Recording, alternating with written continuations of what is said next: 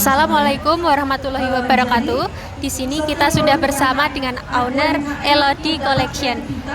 Untuk Ibu boleh perkenalan terlebih dahulu. Ya, perkenalkan, nama saya Ibu Dewi Caturahayu, owner dari Elodie Collection. Di sini Ibu boleh menyebutkan nama usaha batik Ecoprint Ibu serta tahun berdiri usaha Ibu. Oke, kita berdiri mulai tahun 2020. Kita mulai bermain diolah kain dengan 100% pewarna alam dengan teknik Ecoprint. Maaf, Ibu meluruskan, ini bukan batik, ini namanya Ecoprint. Ya, jadi namanya Ecoprint saja, bukan batik. Jadi kalau batik Ecoprint itu beda lagi. Batik Ecoprint itu kita kombinasi antara batik dengan Ecoprint. Tapi Ibu ini lebih memilih di Ecoprintnya. Jadi kita juga ada Ecotik kombinasi dengan Ecoprint sama batik. Nah, ini ya. Jadi kita ada juga yang mix Ecoprint sama batik. Tapi kebetulan yang secara konsisten menghadirkan berbagai edukasi, Pak. Jadi nanti ada pameran, ada workshop, mungkin nanti ini namanya Ecotik. Ini batik, ini Ecoprint.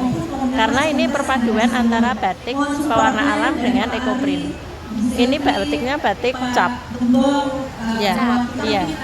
Dengan pewarna alam. Jadi Ecotik kita namakan Ecotik karena perpaduan batik sama Ecoprint.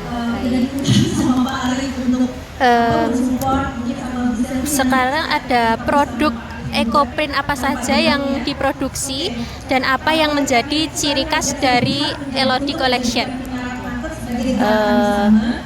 Kita memproduksi mulai dari kain putih kita bikin Ecoprint, kemudian ada produk turunannya juga seperti fashion, seperti tas, topi, dan turunannya. Jadi banyak ya Bu, tidak cuman kain tapi banyak ada fashion, dompet, topi, dan lain sebagainya. Apa ciri khas Ibu?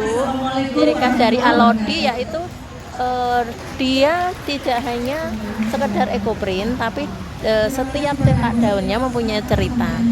Seperti kita tetap membawa nama dari daerah kita asal. Karena Ibu berasal dari Wonogiri, kita mempunyai ciri khas dengan motif daun jambu mete untuk dijadikan ciri khas produk kami. Meskipun ada yang lain motif-motif daun untuk pendukungnya. Begitu. Selanjutnya, di manakah lokasi kegiatan produksi batik dilaksanakan atau Ecoprint dilaksanakan, dan apakah tempat produksi tersebut menyatu dengan tempat usaha atau terpisah? Kita produksinya kebetulan satu lokasi dengan rumah. Jadi tetap nyaman, tetap satu lingkup ruang produksi dengan rumah. Iya. Kira-kira sudah berapa jumlah tenaga kerja yang membantu kegiatan produksi Ibu dalam menjalankan usaha Elodie Collection ini? Untuk teman-teman mitra usaha, mitra kerja, Ibu kebetulan tidak ada yang karyawan tetap, tetapi kita tetap mengutamakan orang-orang yang membutuhkan pekerjaan dan mempunyai skill dan kreativitas. Kalau orang mungkin banyak, tapi kita tetap memilih siapa yang pas untuk kita jadikan mitra usaha. Seperti itu. Selanjutnya akan dipertanyakan oleh teman saya. Selanjutnya ya Bu, pertanyaannya, mohon maaf Ibu kalau boleh tahu biasanya bagaimana cara Ibu memberikan bimbingan atau menegur karyawan sekiranya ada kekeliruan saat proses produksi Kalau menegur kepada karyawan, kita tidak menegur karena kita tidak ada istilah bos dan karyawan, kita sama-sama kerjasama. Ibu sendiri tidak mentang-mentang serta-merta menjadi owner, tapi kita semua mitra kerja.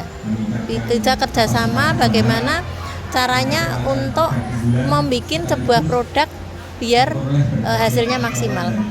Jadi cara menegurnya kita nggak serta-merta ini salah, tapi kita bagaimana caranya menyampaikan agar mitra kerja tersebut tidak sakit hati atau merasa dikecilkan seperti itu. Jadi saya pribadi dari mulai usaha tahun 2002 itu memang punya prinsip seandainya punya karyawan jangan serta-merta, jangan mentang-mentang saya itu jadi owner gitu. Jadi kita sama mitra agar sama-sama nyaman. Baik Bu, kita lanjutkan wawancaranya. Untuk pertanyaan selanjutnya, kira-kira hal apa yang membuat teman-teman karyawan di sana bisa merasa nyaman dan setia bekerja? Apakah karena perhatian dari dari Ibu berupa bonus, fasilitas harian, atau mungkin karena suasana kerja yang seperti keluarga? Tim kerja kami merasa nyaman bukan karena tip yang tinggi atau bonus yang tinggi, tetapi karena rasa kekeluargaan yang kami jalin antara mitra dengan pengusaha sendiri. Jadi kita memperlakukan tim, memperlakukan teman-teman karyawan itu bukan namanya karyawan, tapi kita kerjasama satu tim. Jadi tidak membedakan mana bos, mana karyawan, seperti itu. Mungkin lebih nyaman seperti itu. Baik Bu, selanjutnya, selama Ibu mengelola usaha, apakah sesekali pernah ada dinamika seperti antar karyawan yang menyampaikan keluh kesah atau kurang sependapatnya? Biasanya bagaimana sih cara Ibu dengan bijak untuk menyikapinya? Selama ini insya Allah belum ada, dan insya Allah berusaha jangan sampai ada konflik seperti itu. Jadi misalkan biasanya terkendala di pemahaman pola desain yang kita sampaikan kepada tim tersebut belum bisa memahami, kita tetap mencari solusinya untuk mereka lebih paham menyelesaikan tugas masing-masing. Oke, jadi seperti itu ya Bu.